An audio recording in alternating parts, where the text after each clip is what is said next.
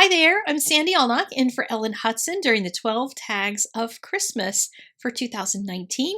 My theme is Deck the Halls. We each get to use a different Christmas carol, and Deck the Halls made me think of decorating, and I used the Conductor of Light set. It's not a Christmas set, but it's a little mini stamp set that I thought would be really fun.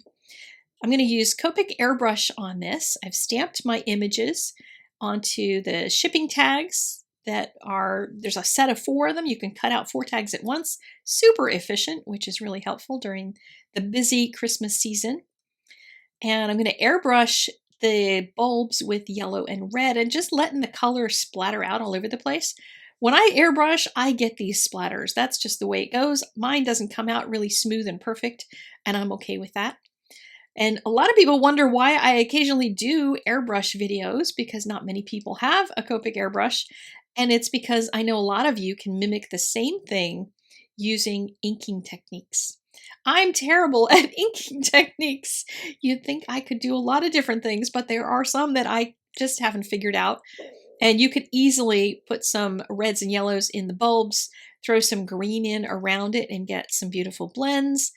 And I'm sure that you could figure out how to do this even better than I can using your distress ink. So I'm going to stick with my airbrush and go for it. The greens in the Copic collection have never been dark enough for me. And in a lot of my teaching, I tell people to use the complementary color often in order to darken a color. So I'm going to use a darker color in this, but I'm not going to use a complementary color this time because I have so much red in the bulbs. I don't want that to pull away from that. So I'm going to use a bluish purple. This is a B79. So I'm going to use that dark color to darken up some of that green instead of going in with the red. If I went in with the red, it would make it more of a brown, because that's just the way that reds will work on greens. And I didn't want to chance that. I wanted to keep it in that feeling of being a cooler color. And the purplish color really helped with that. So I've got my airbrushing all done, and then I wanted to stamp fa-ra-ra-ra-ra on it because my family always loves watching the movie where they go to the Chinese restaurant and they get sung fa-ra-ra-ra-ra to them. If you have seen that movie, make sure you hit the like button for this video, because that was a really hilarious movie, the Christmas Story.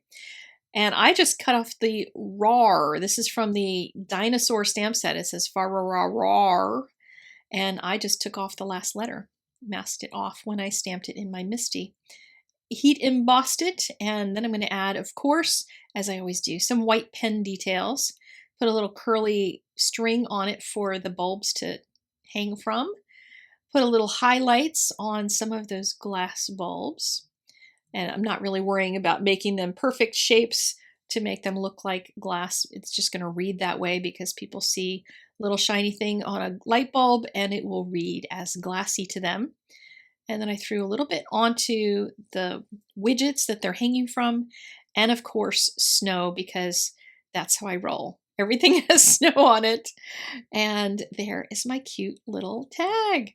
Really easy to do, really quick to do. I may make a whole bunch of these for my family gifts because I found some wrapping paper that has these colors on it and these kind of graphical shapes.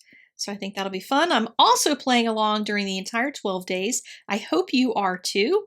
You can go to my blog to see the rest of mine as the 12 days marches on and we get closer to Christmas. Hope you have a wonderful, wonderful holiday season. I'll see you again soon.